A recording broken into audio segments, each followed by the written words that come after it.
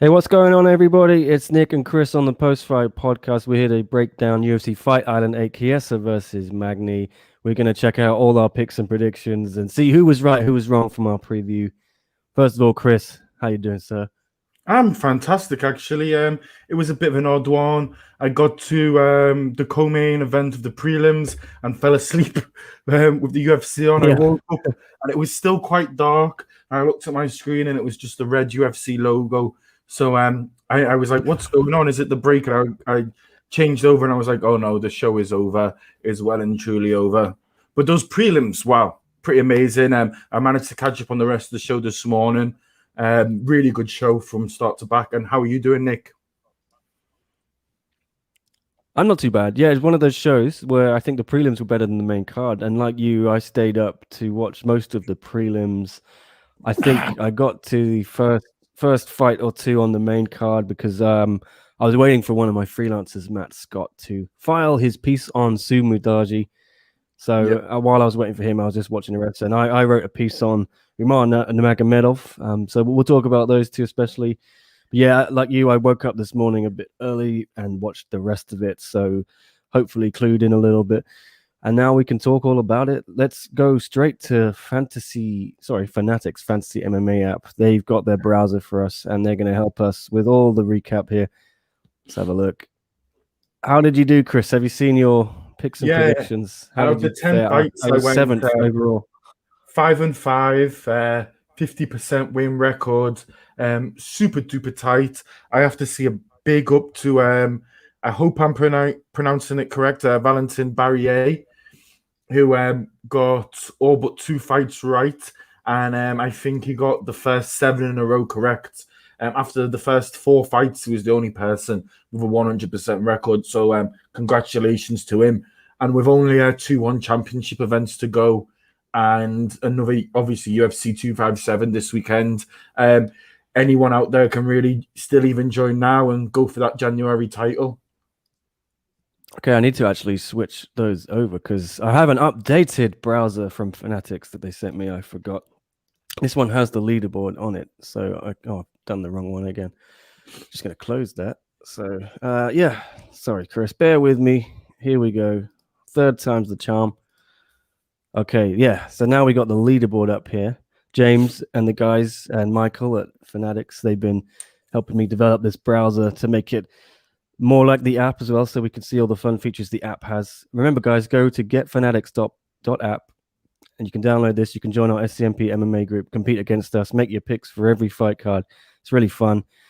Let's have a little look at that leaderboard, Chris. So, yeah, Valentin had a stormer on this show. Yeah, Valentin got 12 wins, just 2 losses. Valentin Barry, well done, Valentin. Put yourself in a good position there. Scroll in a little bit further down. As I said, I came 7th. I'm just going to pick this up a little bit so we can see it. Okay. Yeah, I was tied, I think 7th for this one. Yeah, I got 8 picks right, 6 wrong. I think my triple or nothing in the main event paid off. I went for a Chiesa decision. That helped me. One Championship UK out there, big up. Just hit 2,100 followers on Instagram, so big that up. Yeah. Tristan, regular contributor.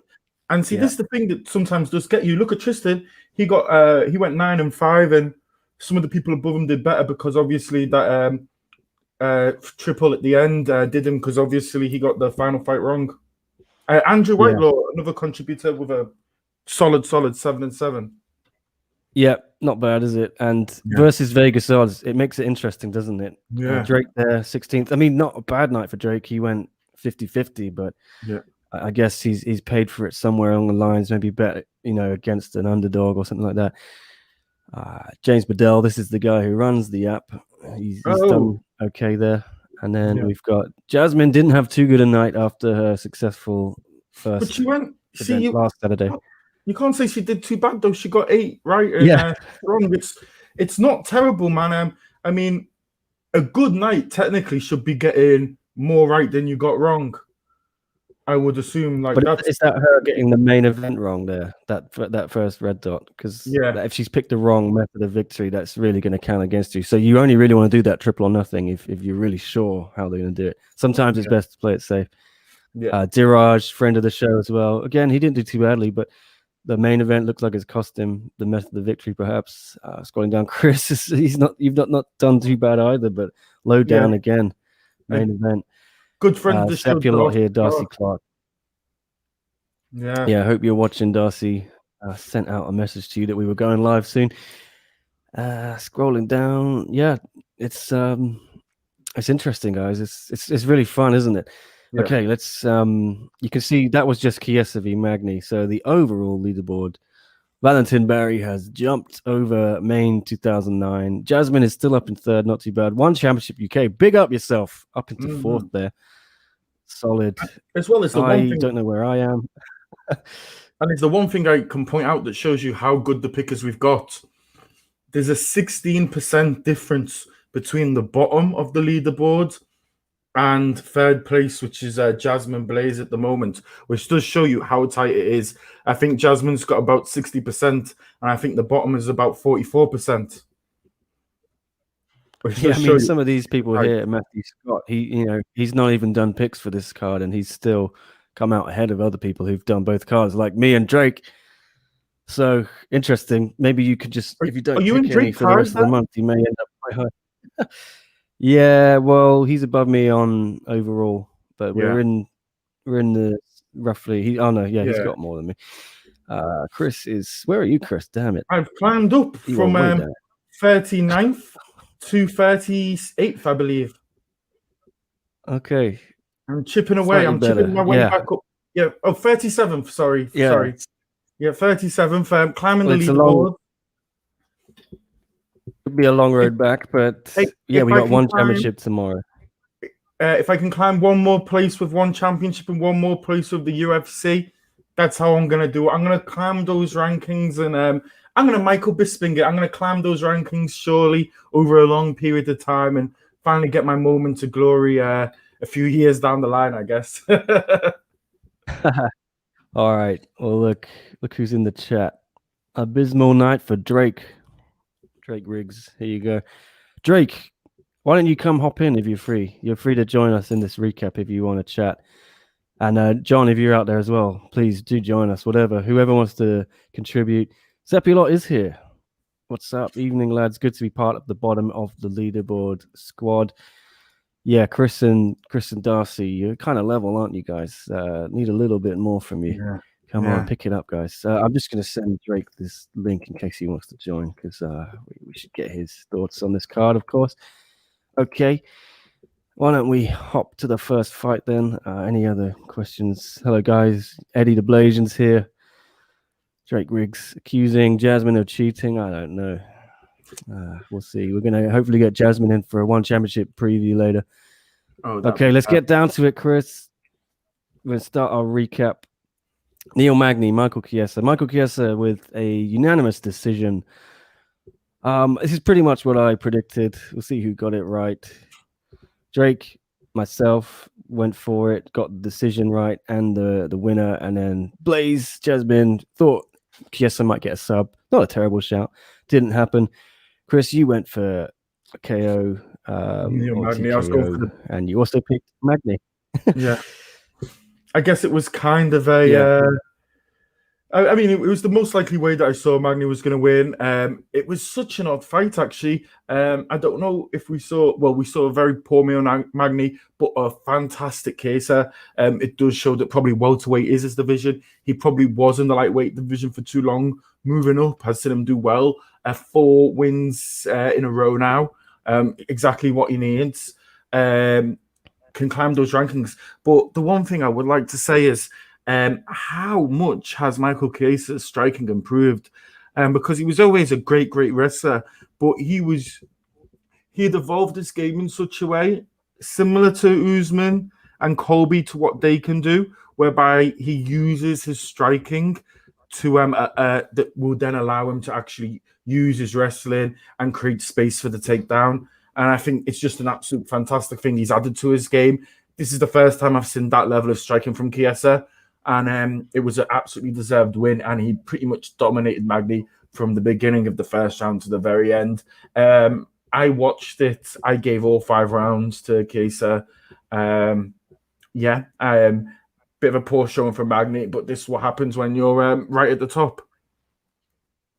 Yeah, Eddie the Blasian in the comments says you really have to like wrestling to like that fight. I enjoyed it, but not enough damage. Yeah, it seemed like not too much interest in this card and this main event overall, Chris, wasn't there? I don't know if this was something, and I think it seemed like a bit of a slot filler for the UFC. No bad thing. I'm sure plenty of the hardcore fans still enjoyed overall. But like I was saying, I think these prelims were a lot more entertaining. We'll get down to those. Tan Nguyen says top of lightweights are all strikers, while top of welterweights are all wrestlers. Weird. Yeah. Yeah. I mean, it's interesting, isn't it? Because welterweight's often the sweet spot, Chris, where you do get a lot of knockouts, things like that. Maybe lightweight is becoming that new division. Anyway, yes, I would like to crow once again about how I picked this one right, and I got my triple or nothing, so I got a bunch of points off that. Hope you all followed my pick on our preview for Michael Chiesa. Why don't we move down though? Co-main event. Now this one, Chris, was a bit of a shock to me. I got this one completely wrong. I think we all did. All the guys who we have here. We all went for Munir. The vast majority of people on the app, I believe, went for Munir Lazzez. At the time, it did kind of make sense. The way he'd been fighting before on a borderline home territory, he was the minus 250 favorite. You know, he was the strong favorite. About over 70% of people on the app picked him. 70% of people in the SCMP MMA group picked him. About 75% of all Fanatics users picked him. So it was actually higher outside of our group. I did not see this one coming. What a devastating body shot! It was pretty much, you saw it. You saw Munir Lazzez wince in pain. I don't think he actually believed how hard Alves hits. He's had some losses on his record. He has that great win about 6 years ago, I think, over Colby Covington. That's really great on his name and looks even better now. But Lazzez, once he got hurt with them body shots, I don't know. I think it was rib damage. It was quite hard to tell. But he went down and he just didn't look the same. A bit more damage done to the side. And it was a pretty clear decision for the referee to stop it. Yeah, damn, and this guy, I think everyone's kind of forgotten about Wally Alves, but he's been around for a while, hasn't he, Chris? And I think, is he the guy who's the only other guy to have beaten Colby Covington other than Usman, right? Have I got that wrong? Yeah. And Muniz looked absolutely fantastic in his UFC debut, so that one was definitely a shock for me. I don't know, what is that, just a bad night at the office for Lazzez? He didn't seem to get out of the blocks, did he? Because Alves, straight from the first bell, just went straight at him, didn't he? Didn't let him settle. Insanely aggressive from the off. Absolutely perfect performance. But I don't think Lazzez should be too disheartened. I just don't think it was his night, right? And Alves was paying him a lot of credit at the end, saying you're amazing. So he'll be back, I'm sure. Oh, yeah, he'll be back 100%. He's still fairly young for the weight division. He is 33. And the thing is as well, he's close to the region anyway. He's obviously a very, very popular fighter in that part of the world.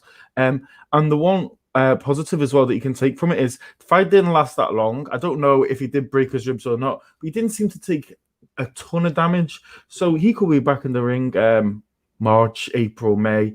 He could fight 3 times this year, no problem. And you know, it's a really hard sport to keep your zero and keep plodding on in this game, because very few people do it, and very few people do it over a long period of time, particularly in the UFC. Sometimes it is good to get that loss so you can change things about your game, bringing new people into your camp. And some people, you know, they go on a loss. Masvidal with the rebirth. It's happened so many times throughout the sport. People have had a loss and they've come back stronger and better for it. Yeah, maybe this is the fight to make against our friend of the show, Sasha Palatnikov, because Munir beat Sasha just over a year ago in UAE Warriors. Sasha felt he wasn't prepared for the fight, took it on late notice, was injured coming in. Maybe that is a good matchup to make. Okay, 100%. Let's go down there. Ike Villanueva. This was awesome KO against Vinicius Moreira, just 40 seconds into the second round. Perfect. don't quite know what Moreira was going for, Chris, with that kick punch. Villanueva just flattened him, perfect overhand right. It was such a. Did he get the bonus? I do not know. The fight of the night was Mason Jones, but I will quickly talk about that. Wally Alves and Umar Nurmagomedov got the performance of the night bonuses. Oh, that's good, because he did scream 50 G's baby towards Dana afterwards, as has become the norm now. But I think he deserved it, didn't he? Oh yeah, 100%. It was my favorite knockout of the night. Moreira, you could tell he was so afraid of the power. Probably, if you look at the size of them both, he should maybe consider trying to drop down. He was just so hesitant of that vicious hand just coming over the top and popping him. And you could see it coming all night. Villanueva wasn't really trying to do anything fancy. He wasn't doing any Superman kicks or anything like that. He just literally wanted to put him asleep and hopefully get a payday, I think. And he did exactly what we expected. Chris and Jasmine and myself all picked right. Drake, you failed, buddy. Sorry. It's okay, though. Still did pretty good on the night. Yeah. Let us know how your picks all went in the comments, guys. Yeah. And this fight was 50-50 with the Vegas bookies. All Fanatics users, actually, the vast majority went for Moreira, but in the SCMP group, a lot of people went for Villanueva. So maybe some people are listening to us, Nick, despite my abysmal record. Yeah. You haven't done too badly with your actual picks. You're doing well. Tan Nguyen says, if the original main event Hamzat versus Leon stays on the card, would have been a lot better. Yeah, I agree. I was slightly surprised they didn't keep Leon on the card and find him someone else to fight Chris.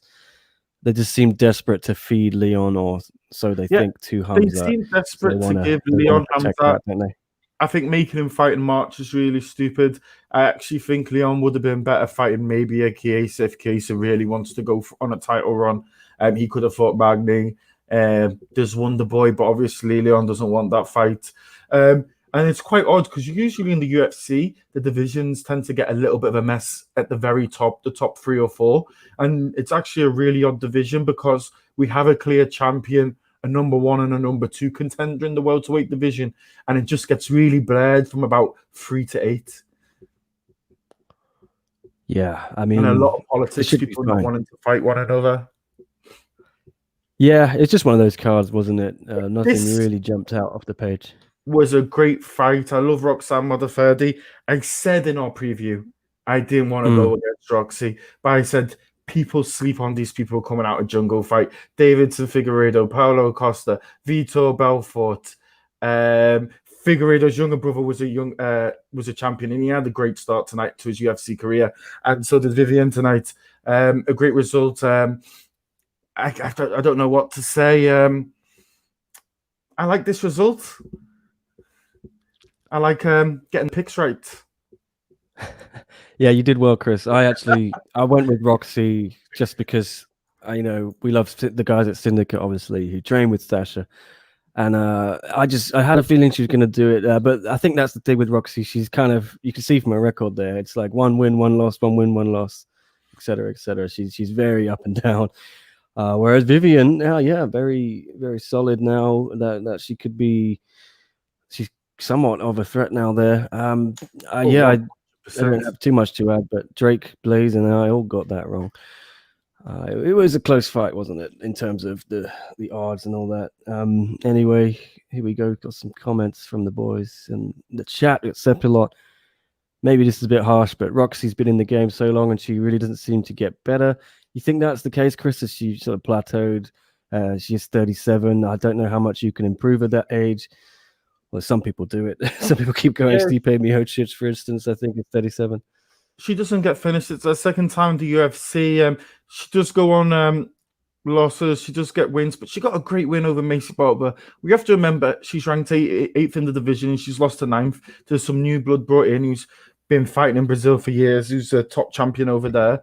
I don't think this is the end of the road for Roxy. She's still ranked number 8. She'll probably still be top 12 come after this, but we should recognize the greatness of Vivian, and it's just getting more and more stacked. And we do, particularly in the 125 for the women, we need some people to come up there with a full set of techniques who would be able to take out Shevchenko, because Shevchenko is so dominant, and maybe Roxanne is a little bit of an older MMA person. She's from a jiu-jitsu background. She hasn't really put all the pieces together perfectly.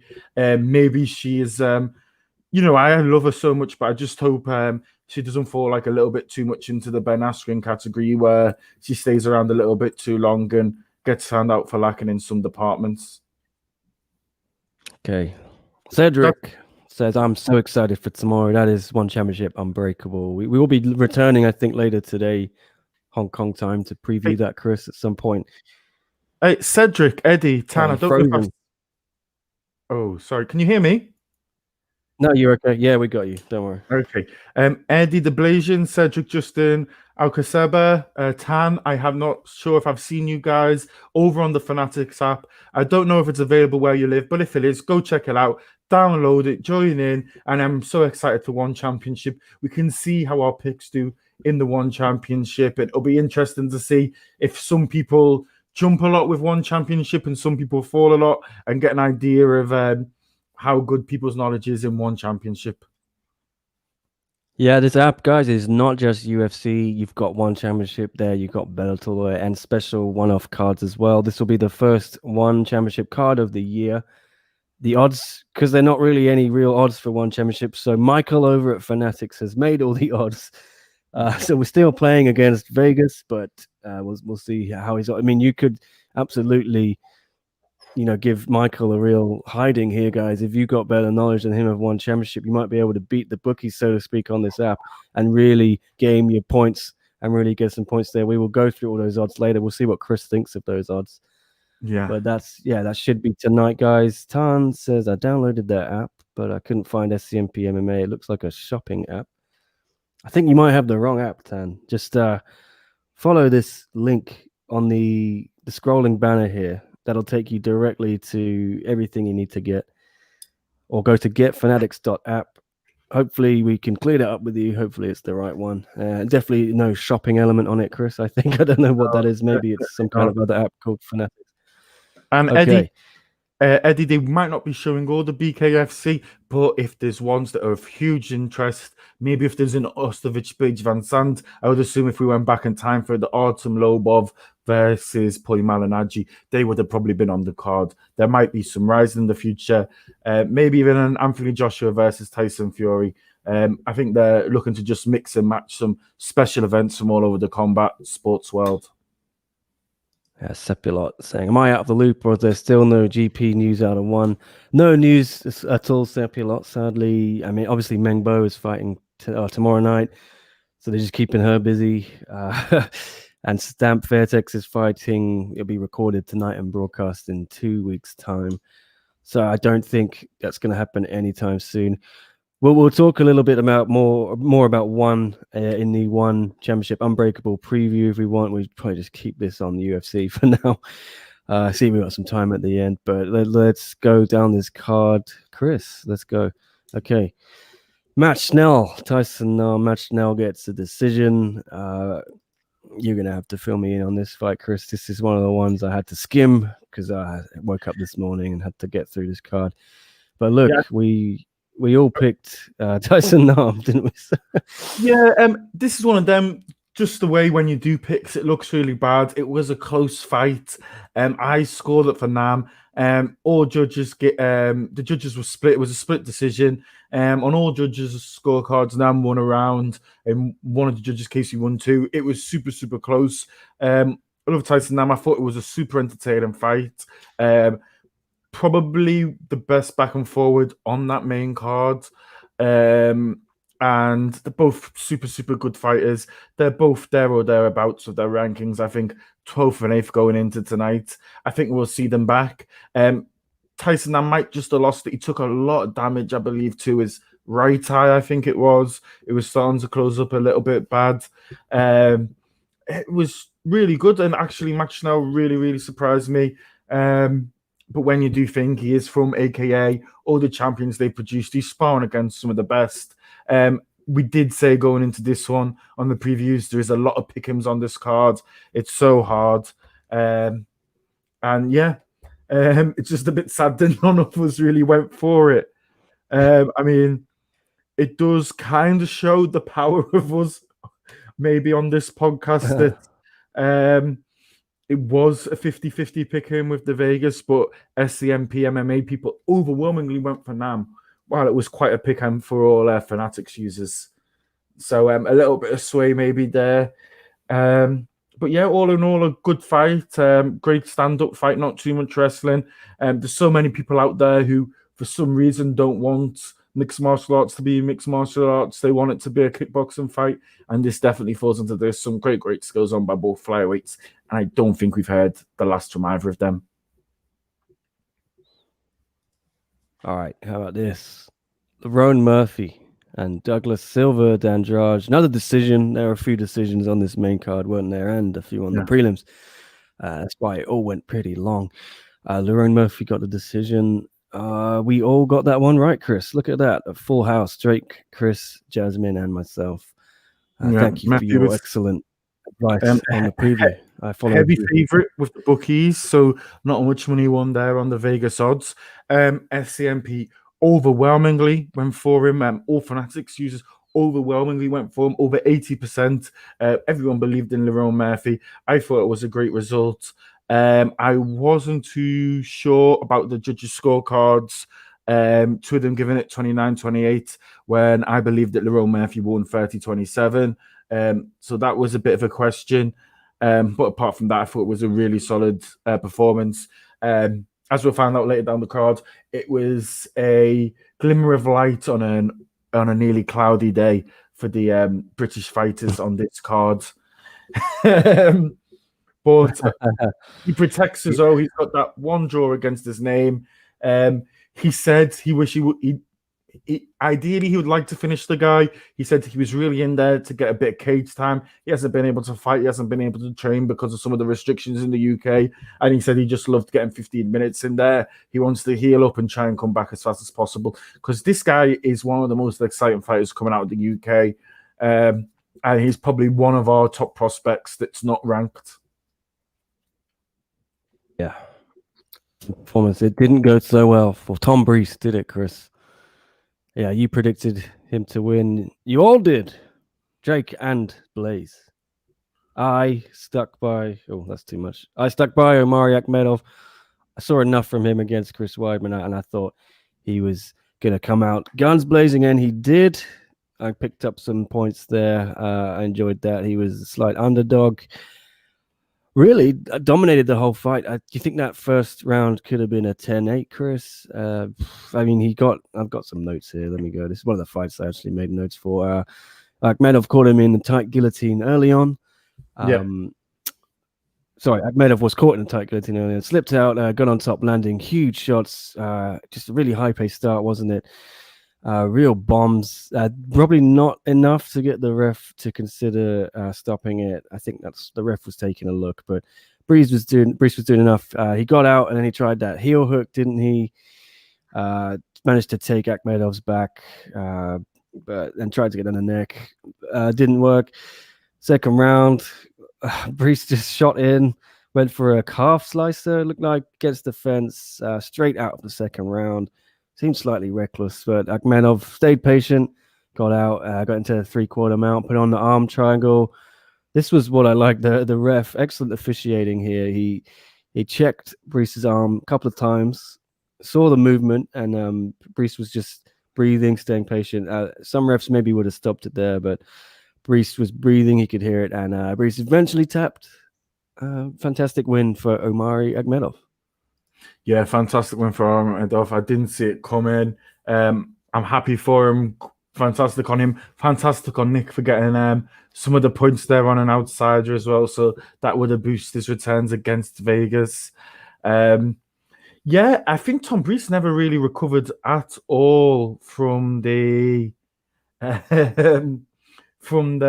blows taken on the ground at the very beginning.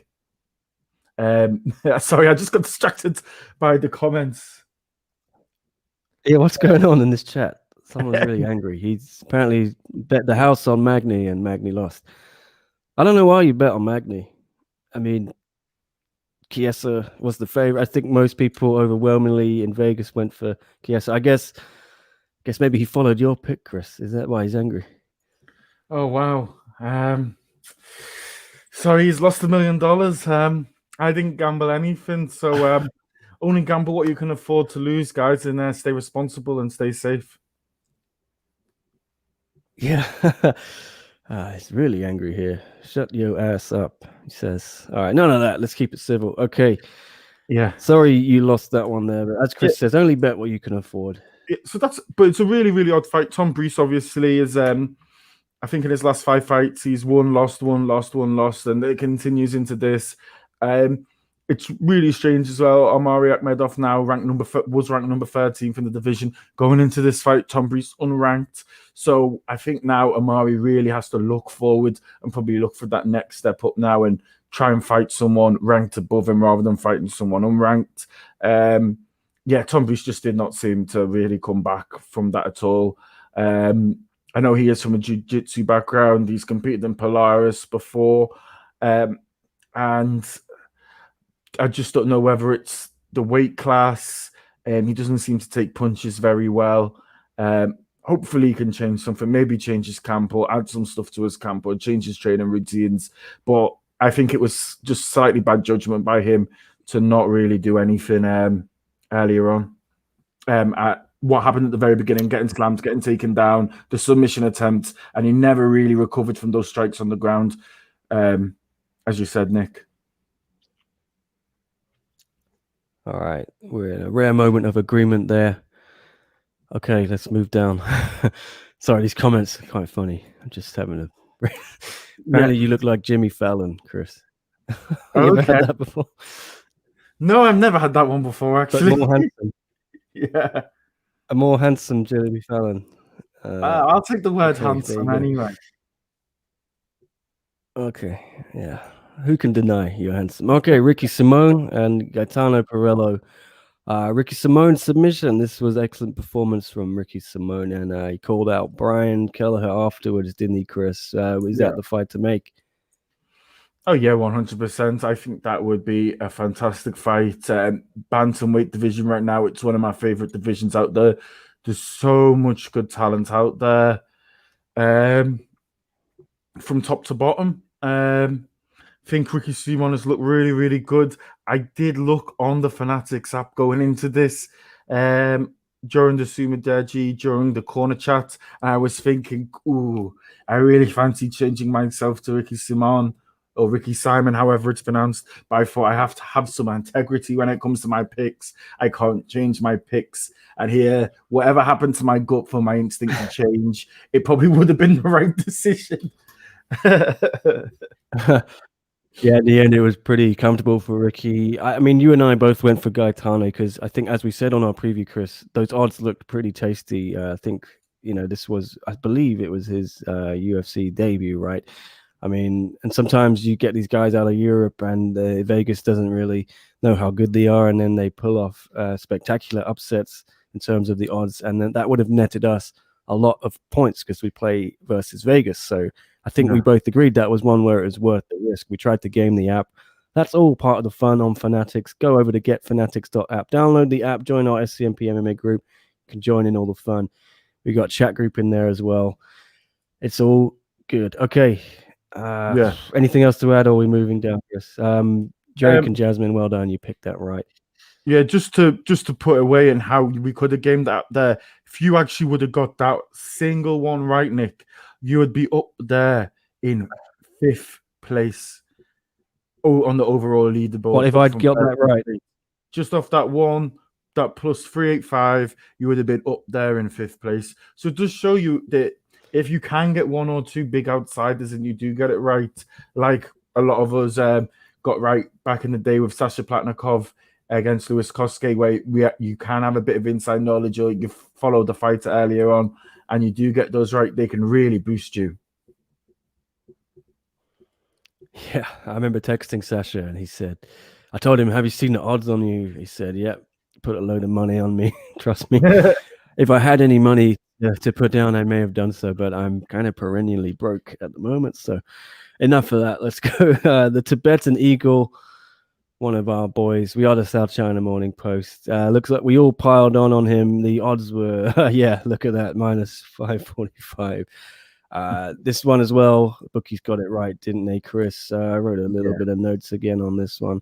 May as well use them, having done them. 29, yeah, 28, 28, 27. yeah, 130.27 wasn't there. Sue was just using, that range and that height as you would. Weaving, ducking, diving in and out, wasn't he? Setting traps. Adeshev kind of had a decent shout in the second round, didn't he? He caught some big shots, but was mixing in the takedown to throw Sue off his game. But then Sue took him down, knocked him down twice, and that was it pretty much. With the counter check hook, had him in trouble with a minute and a half left in that second round. Then got him with a jab. Didn't rush in though; it was calculated. Good to see sometimes, but I think he knew by that time in that third round he'd done enough if he just stayed out of dodge and picked him off from the sides. And a lot of two judges, I think, gave that final round to Adeshev, didn't he? But Sue knew he was up 2 rounds, and you could see the frustration in Adeshev after that second round. He knew he was down 2, and he probably wasn't going to get a knockout. So Sue said after this fight he was actually pretty disappointed in his performance, and he planned on doing more. Do you think this was a chance missed for Sue, Chris? Because perhaps another spectacular knockout like that 44-second one of Malcolm Gordon last month or whenever it was, November, that could have really put him on the map here. But, there's 3 wins in a row in the UFC, the Tibetan Eagle, another one to watch coming out of China, right? Oh, yeah, 100%. Keep your eyes on this guy. Gotta love the Tibetan Eagle. I thought it was a really, really great performance. I had him winning all 3 rounds.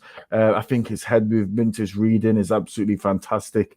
I think he was very much thrown in the deep end against Louis Smoker very early on when he joined the UFC, going against someone with grappling background, wrestling background.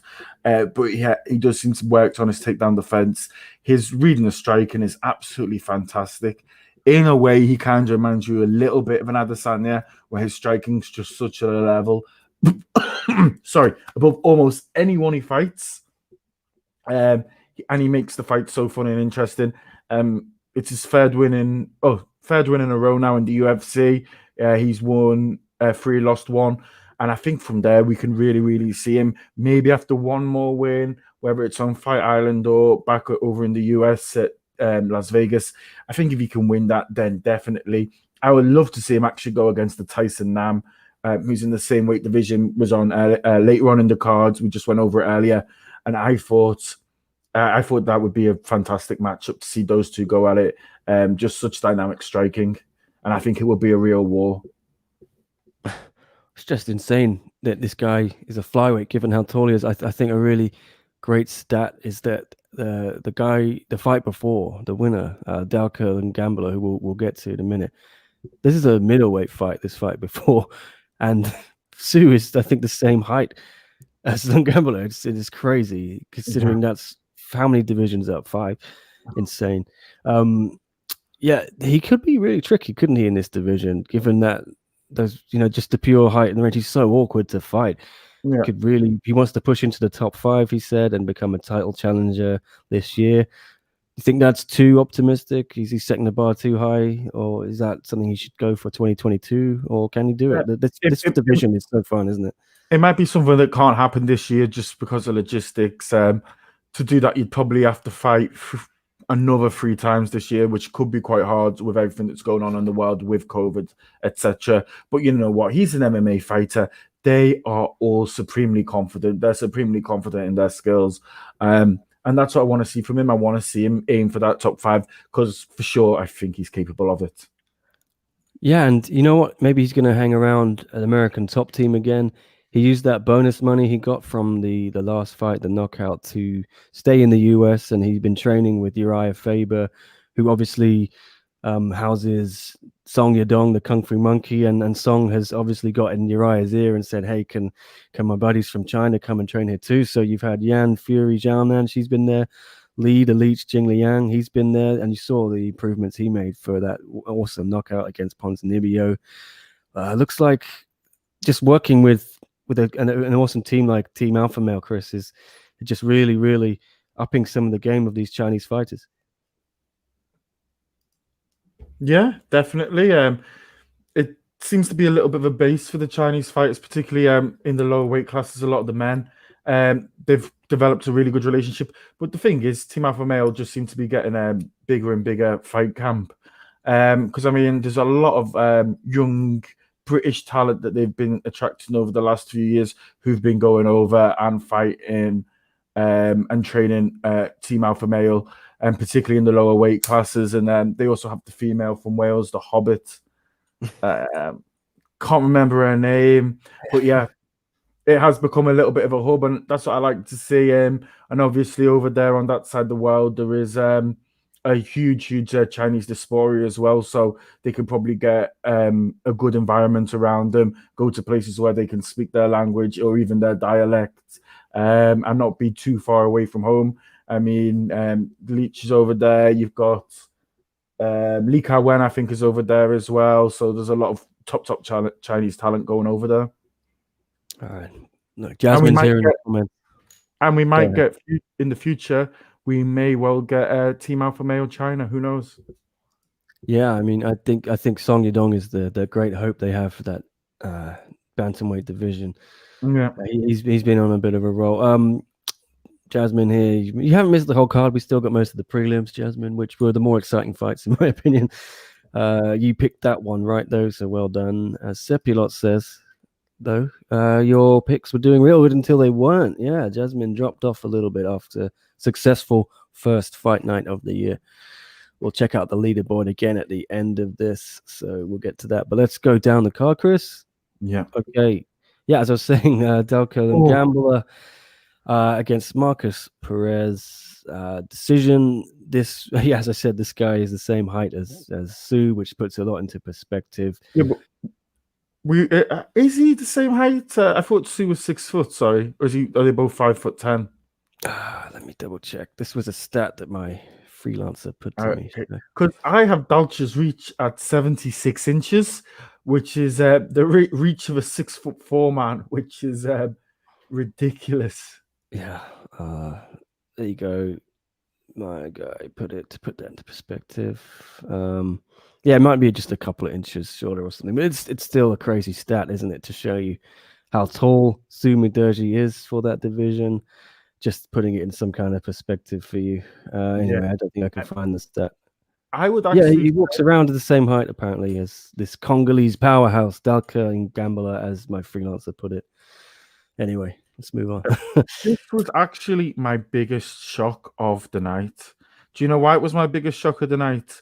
Because even though I got 7 fights wrong on this fight card, I did not see this fight going to a decision, in all honesty. I thought Marcus Perez was going to get knocked out. There was a few times he nearly was, but Dodger is just such a beast, just built differently. You just look at the size of him, and he is absolutely huge. He's got great wrestling, great strength, great takedowns, top striking. He's got so much power, and his cardio is something else because he literally goes the whole time right up in 5th gear, the whole fight. So he's just an absolute struggle for almost anyone in the division because the way he's built, his cardio, and the way he just pushes forward.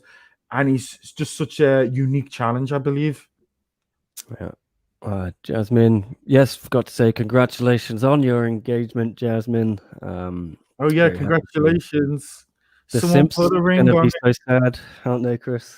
Queen of the Simps on the show. It's a dark day for them, but very happy for you, Jasmine. And yeah, we're going to have Jasmine on the One Championship preview, hopefully later today at some point. Anyway, let's go down. Are you finished on this fight, Chris? Yeah, I'm all done. Okay. Francisco Figuerado getting decision against Jerome Rivera. We were all split on these picks, weren't we, Chris? Yeah. I think a brilliant rally late on from Rivera. I want to say he knew he was down 2 rounds, showed a ton of heart in that 3rd round. had him in trouble a little bit, but he went for a headlock, which was a little bit bemusing, and Francisco saw it out on his UFC debut. Yeah, Another Figuerado to worry about in the UFC. Oh, 100%. And that last round was super odd when I looked at it, because Figueredo had done so well in the first 2 rounds. And then he went into the third and he was losing. And then I think he went into a more defensive mind where he did not want to lose where he didn't want to lose or anything. And he just wanted to lose the round and get the decision. It's not how I like to see my fighters fight. I would like to really see him push on and try and turn the round back in his favor, but he got the win. He got his first win in the UFC. Former Jungle Fight champion. He probably got a nice little bonus as a former champion. Joining the UFC, he probably got a decent wage package. I'm sure his brother hasn't helped him out a little bit. I do apologize to anyone who watched the preview show, because I said he looks like he could be Figueiredo's brother, but I don't think there's any relation. Turns out he was his brother. So yeah, I thought it was just people joking online, because I wasn't in the knowledge either. But yeah, Davison was cornering him. They look very similar. Exactly. Yeah, good to see Davison. He very, very similar look, and just he seems to probably be the slightly more serious, less bombastic one. Yeah, we'll see how it plays out for him in the UFC. Great debut win, I should say as well. Yeah, that was Dauka's debut as well in the previous fight. Congratulations! Some good debuts here, weren't there, Chris? There was another one earlier. We'll talk about that. It wasn't a good debut in terms of the result. Yeah, Mason Jones. There was so much hype coming on this guy. I have a lot of Welsh friends over here. Big up Robin Bruce and Jim Bruce. And not a good night for the Brits. They went 1-2 tonight. Mason Jones coming out of Cage Warriors, former 2-weight world champion in Cage Warriors. Had so much high hopes for him. I mean, the last 2-weight champion to be signed from Cage Warriors, I believe, was Conor McGregor. I think I definitely had Nathan Jones win around the second. I think, but Mike Davis just seemed to have a little bit more experience fighting in the UFC, fighting against the top of the top, the creme de la creme. I mean, Blaze got this one wrong against me, you, and Drake. I don't know what she knew that no one else knew, but miles ahead. As always, we were trying to get that little bonus, weren't we? And we knew Mason Jones. He was serious from his time in Cage Warriors, going up and getting that second belt. Look, that chin on Mason Jones is something else, isn't it? He should have been knocked out. Any other fighter would have gone down several times in that fight. He was walking through so many bombs from Mike Davis.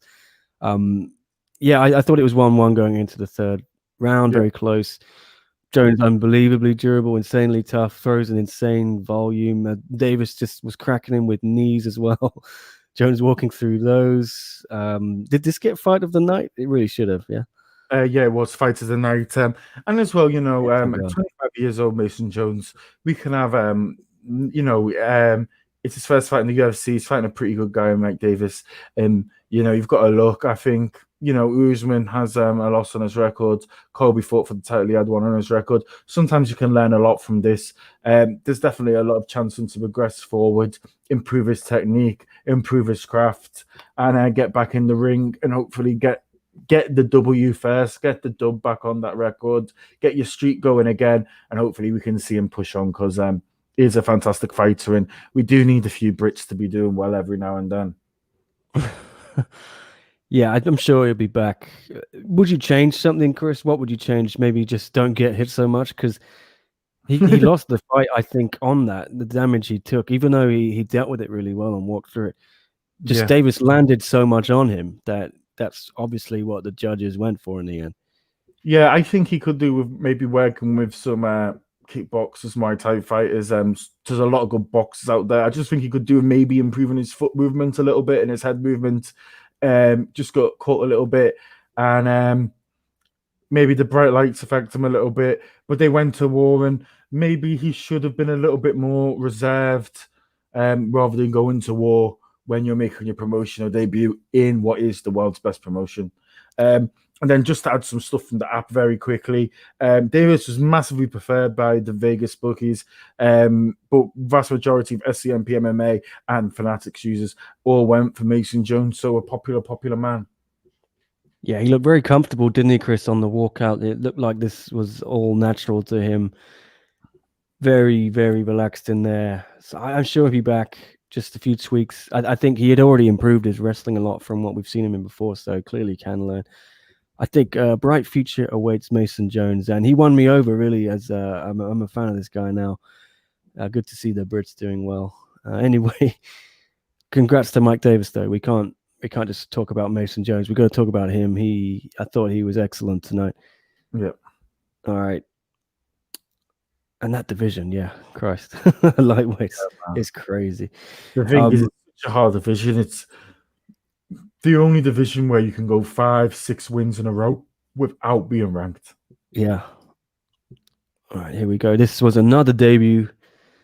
Umar Nurmagomedov, cousin of Khabib Nurmagomedov, getting a second round rear naked choke over Sergey Morozov. And the fun thing here, Chris, the stat was that this fight was 9 years to the day, January 20th, 2012. Khabib Nurmagomedov made his UFC debut and won by a rear naked choke in the third round on UFC on Fox 1. Incredible stat that is. Khabib was in his corner to watch his cousin make his UFC debut and win. Umar had been making a name for himself out there, hadn't he, in Guerrilla Fighting Championship, which is now Eagle Fighting Championship. Khabib has bought that promotion. He was super strong favorite here, and I think we saw why, Chris, didn't we? He's different from Khabib. He's not Khabib 2.0 or Khabib light or anything like that. He's totally got his own style. I mean, like, it's a shame he doesn't have a slightly different name, and obviously having the Nurmagomedov name gives him some cachet, but also it's a shame like he can't 100% go out there and build it on his own. I mean, you just look at his age profile. He's only 24 years old, so young. He has the potential to go all the way. He's got a great wrestling background. He's got fantastic striking, maybe pound for pound slightly better than Khabib. And as well, being a bantamweight and being so young, is that he could do something maybe Khabib has never done. And maybe if he does stay longer than, say, a Khabib does and retire in his very early 30s, we could see him probably go up a weight division because he does have the build for it. He probably does have the frame for it. And he is, 5'8" is pretty tall for a bantamweight. Yeah, I mean, you talked about the striking there. The beginning of the end, it was that whip kick, wasn't it?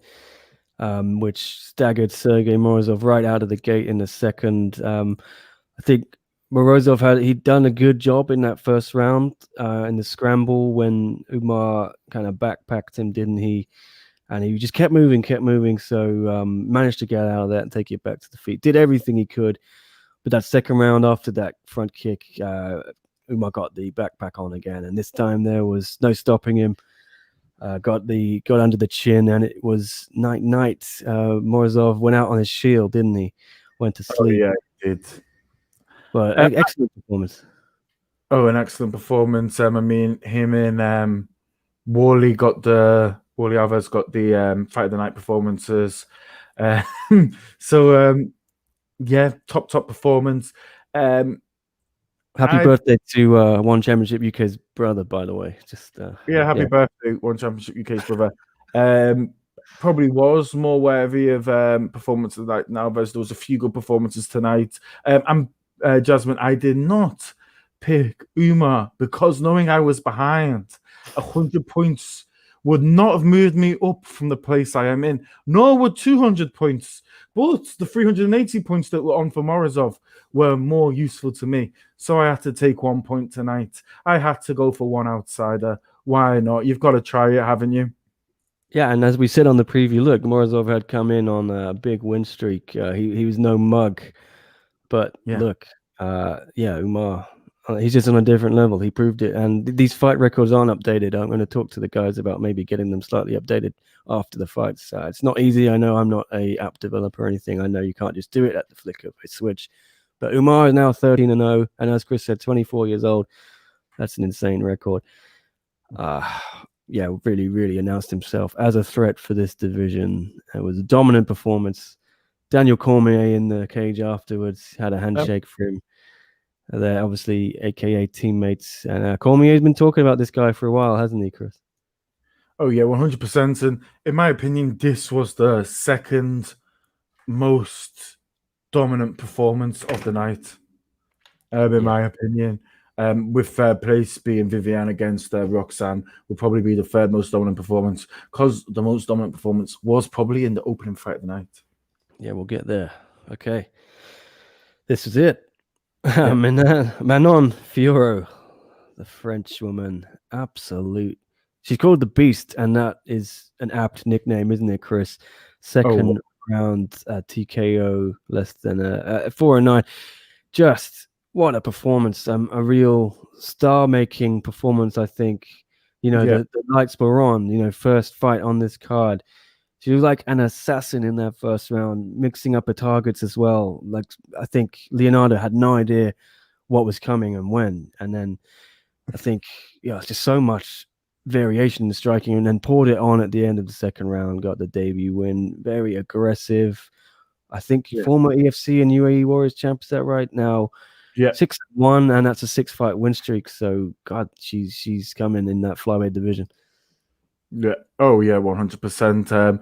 Her only loss as well, I think, is to Leah McCourt, who's over there and won her first 3 fights in Bellator, from Northern Ireland. I thought it was an absolute dominant performance.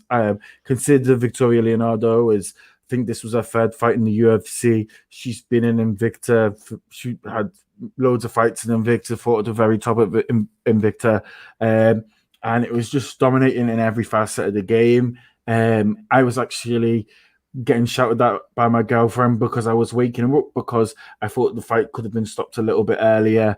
It's not often you see a standing KO in MMA. It was probably the right decision. It was a super one-sided fight, and it was totally dominating. And hopefully this is, in the 125 division, this is another person we can get who can slowly climb those rankings and hopefully give Valentina a good fight. All right, let's look at that leaderboard again, Chris. Yes. Now we've got through the whole card. Some people may not have caught it at the beginning of the show. Start with the event itself. Leaderboard for Chiesa, Magney, Valentine Barry, 12 picks right out of 14 here. Excellent. You can't argue with that. Which of the two he got wrong? Can't bother to figure it out. The two that he got wrong would be the Roxanne Modafferi and Nam fight. Yeah, I think we were all kind of mixed on those. But to tell you the truth, to get 10 in a row at the start of the card, correct, or 8 in a row, was fantastic. Yeah, there was some good banter in the chat group on the app as well. That's what it is, guys. This app isn't just about picking. It's when you've got the card on, when you're watching it. We're all in the chat here on the group on the app, and you can write your message. You can tell people like who got each one right. It's really fun. I know there are a bunch of people who were doing it last night. I wasn't able to because I was too busy doing a bit of work. But hopefully, I'm going to be able to get in on the chat group for one. Yeah, we had tomorrow. UFC on Sunday. We had some good people giving a lot of chat in the group. We had Seppi a lot, aka Darcy Clark. We had One Championship UK, Drake Riggs, and me were in there giving a bit of banter, insights. Just mainly a lot of Valentin being very, very happy, and a lot of people just surprised that Jasmine got those first, I think, 5 in a row, which was absolutely ridiculous. Yeah, I'll just see. I mean, I got 8 picks right, 6 wrong. Yeah, did decent. I think, I was carried by my triple or nothing in that main event by getting the manner of victory right for Michael Chiesa, the decision. One Championship UK, same record as me in terms of the picks. Yeah, I think I just did slightly better with some kind of odds there. Tristan, 11th on the night. Andrew Whitelaw, 12th. Main 2009, he won last week. He was look at Drake Riggs there, top picker, but fantastic. If you look at his record, his prelims pretty much fantastic. Just got 2 wrong, but a disastrous run on that main card. Yeah.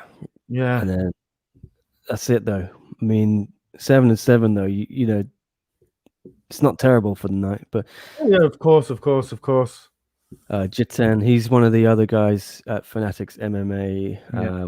who runs it. So yeah, he did Yeah, the same as getting a me. good record. Very similar. Really good start to the night, and just those three at the very end. Yeah, I mean, we had the same record, but look, he got his triple or nothing wrong. Especially, I think it hurts you. Blaze, Yeah. same record as me. Jasmine got 8-6, but yeah, she got that main event wrong in terms of the triple or nothing as well. They're always going to hurt you. Diraj there, Chris. He's not had a terrible night, have you? 7-7, but 7-7, no. it's that, yeah, because Jasmine went for a sub from Chiesa, I think, and then you went for Magney, so that's really hurt you. Yeah. If you'd got Chiesa decision right, you would have been way up that leaderboard, I think. Oh yeah, probably I would assume around you and Drake somewhere. Sepulot has just failed to make picks for half this card. Is that why? Yeah. Why? Surely do them all. He doesn't want to lose that $100. That makes sense. Okay. Okay. Yeah. Look at this. 29 of us made our picks this week. We don't want to name and shame him, but let's see. Can we just get Victor Chu at the very bottom? What was the? You see, you look at that, and you even think for the very bottom to still get 5 and 9 and to come last is not terrible because someone's got to come last. I mean, it's not like anyone's out there getting 0. Yeah, let's have a look at the leaderboard. Tristan came in at 11th. I don't know why I picked Fiora, or why I didn't pick Fiora. Yeah, we did pretty well off Fiora, didn't we, Chris? Yeah. A few things went right for us, a few wrong. We're never going to get it 100% right on the preview. We're just here to try and help people inform their decision. Or I'm listening to you mainly, Chris, to help me inform my decision so I can get it right. Yeah, well, look, the SCMP MMA, me and Drake got the lowest this week. We both got 50% of our picks correct. And then you had Nick who got 57%. And then Jasmine, top of the group with 9 out of 5. Yeah, there you go. Sepulot. I only thought I'd make picks I was sure of. Turns out I'm just bad. I think there should be some kind of rule. You've got to pick everything on the card. I just think it's Yeah. None of this playing it safe. None of that. Yeah. Let's go all in. Okay, the monthly leaderboard for January. As Chris said, we got one more UFC, the pay-per-view this weekend, I think, and then we've got one championship. So 2 more events this month. See if anyone can knock Valentin off top spot, and Maine 2009 is right on Valentin's heels. Maine obviously had a great week last week. Jasmine's way up there as well. See what she can do. I think what we're going to do, Chris, is try and work with Fanatics to get monthly prizes. So whoever wins each month, we will send out some swag, things like that. And I actually mean that. I know I said I'd send a bunch of you guys some t-shirts. Haven't got around to it yet. I just can't afford the shipping costs because I'm broke as a joke. But that's what you're going to do when you're going to pay the rent all by yourself. There you go. We will get some swag out, hopefully through Fanatics to you, because we want to make this fun. We want to give you an incentive to make your picks and to do well in the group. Yeah. Can I add one more thing? It does show you that bookies do generally win. The bookies went 10-4 in this event. Well, they went 10-2 and they had 2 as an even split. So I guess they went 10-2 really. So it does show you the bookies do always win. Yeah. One championship UK there, and 4th, I think, said his name is Jesus. We didn't actually know your real name before, so what's up? And then we've got, I'm way down. Christ, how is Matt? This is annoying. So Matt Scott, my freelancer, he's ahead of me. He didn't even make any picks this week, and he's 10th. That's infuriating. There should be some kind of punishment if you don't make picks for a card. You can't be above someone who's put their neck on the line, Chris. Yeah. You've done both events. I put myself out there. I risked it all, and I'm below Matt and Darren. Darren clearly hasn't made picks that week. It looks like Marco hasn't either. Let me get it to these guys at the app. I'm going to have a little chat with them, see if we can punish some of these. I don't know. What's the word? Yeah, I think cowards. That's it. Cowards. Yeah, I'd rather people do the whole card and maybe miss a card because they're busy than just choose 3 or 4 that are 100% going to be right on the card and just not do the rest and just slowly build up those wins against Vegas. Yeah, I'm gonna have a word with James here about that. Some people are gaming the system, Yeah. and I don't like it. Look, even Agrim is here, and he's made one pick and he lost it, and he's above you, Chris. Yes. I mean, Ranimal has 14 correct picks and 10 incorrect, and yet he's below someone who's 0-1. Yeah, let me have a word with the guys there, see if we can figure out something, because I want it. It feels like it's not fair to just do that, and then if someone wins some swag without even putting their neck on the line to make 4 picks, yeah, feels like it's some undeserved swag. But anyway, where are you, Chris? You're way down still. Oh, I am second from bottom. Okay, yeah. Hanging out in the basement. Yeah, got 10 and 14 record. It's not good for you. Yeah, I mean, you do look at the two above me as well, and you think they're 34th and 35th, and they're both 12 and 12, which is not too bad at all. Yeah, JHK giving you some banter there, Chris. I think it's directed at you. Yeah, I think that's aimed at Jasmine. Probably Jasmine or Leon. I'm not sure what's going on. Check the blame. Yeah. All right, just for you, I will do all the picks for the one event this Friday. Yes, Sephiroth, please, let's all do all the picks. It's more fun that way. You can stay involved and invested throughout the whole card. I think it's a good way. You care more about watching each fight, don't you, Chris? Yeah. When there's a little bit on the line. I think pick for every fight. I'm gonna pick for every fight. Nick's gonna pick. Jasmine, Andrew Whitelaw, they're all gonna pick for every fight. I've decided I might drop out on the next one championship on the method of victory because it's so hard for the kickboxing. But apart from that, yeah, good night, good fun. Definitely as well, some of the prelims made it a lot more fun having the app, having the Fanatics app. To anyone in the chat there who doesn't have Fanatics, I would say download it. And also remember, you haven't just got to be in our group. I've got a group for my mates in the UK, a cheeky little side group. I've got another side group in Hong Kong where we don't have it against the bookies. It's just based purely on percentage. You haven't invited me. I don't want any more competition right now. I'm going to get you on. You're on a losing skid and then put you in. So, and as well, the win percentage, if you do miss some events, to me, that one works out a little bit more and it's probably a little bit better if you want to drop out or, and as well, my one back in the UK, we just have it set to the UFC and Bellator. None of them being in Asia, they don't all follow one championship, so we don't include that. You can do that on the settings. That's what makes the app so great. I mean, look, Jasmine never used to get a pick right. She downloaded the Fanatics app. She can get all of her statistics, see the records of fighters, and now she's getting them right all the time. Her and John, they used to be 0-6 week in, week out. Jasmine did really well. Oh man, I'm trying to sell the app, Nick. I'm trying to sell the app. Yeah. I just don't want her to be angry at us for falsifying the truth. She was doing really well with her predictions last year. Yeah. But no, the app is really good. It does help you make your decisions. I know a lot of people like to bet money on it and do parlays, things like that. And these things matter a lot to a lot of people. It's not just the app. I mean, not just the statistics they have on there. They also have our interviews with some of these fighters. JHK, John Hyunko, does a lot of interviews with some of these prelim fighters as well. And those come in handy for a lot of people who want to make decisions. Yeah, look, you've pissed Jasmine off there, Chris. Huh? Hey, Sepia like the sell. Yeah, Chris is my number one app seller, I think. Although I saw JHK did put a tweet out last night, which I was appreciative of.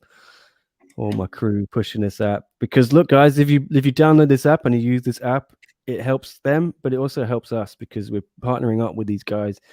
And we want to grow exponentially together. We're both Hong Kong based. There's a diehard Fanatics, that's the name, being diehard Fanatics scene of MMA fans in Hong Kong. We don't just want to capture the Hong Kong base though. As like with SCMP, they want to expand all around the world. So do we, obviously, at SCMP MMA. We want to do it together. They're great guys. I'm hoping, Chris, that we're going to go, now that the Sunday card for UFC is a little bit friendlier timing, we're going to go down to their office because these guys have watch parties for every UFC event. Big up to them, the last 2 cards. They've powered through the night till the early hours, 4 a.m. for this one, I think it was. But McGregor obviously starts, I think, 11 a.m. So maybe we can head down there, chat to the guys, have a bit of fun. And yeah, that's it. I guess we are done here. Yeah. I don't know if we're gonna have a prize for the January leaderboard. While you're here, guys, I guess this is a lot of our hardcores. But if you're here, you like the content, you like the app, you want to join in, give us a like, give us a subscribe here on YouTube, over on Twitter, over on Instagram, over on Facebook, where we're also on Twitch now. We love you guys. We love interacting with you. The more questions, the better it is. Yeah, the Twitch is the least amount of effort on any of the socials we put in. We literally just stream these things to there, see if anyone watches it. I don't think anyone does, but we are stepping things up on Twitter. Big shout out to John as well. He does a lot of help on the Twitter and the Facebook. Instagram, I've kind of ignored a lot because it takes a lot of time to do those things. But John's got that Twitter singing. We now passed through 500 followers, which is, you know, it's not easy to get followers on Twitter. We were about 200 a few months ago. So John's done excellent work.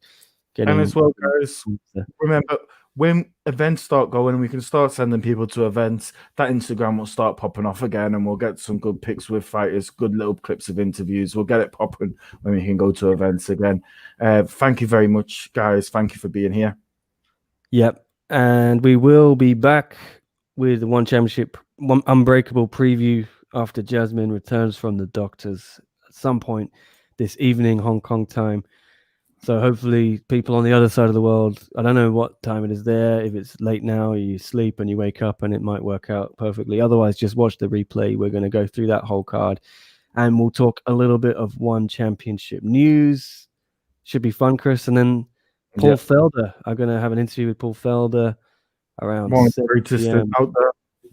Yeah, they won't be doing that one live probably, but so we'll have to figure out our times. And then also, Chris, how can we forget? It's Wings Night. Are you in for Wings? I'm down for Wings Night. Chicken wings, I'll go.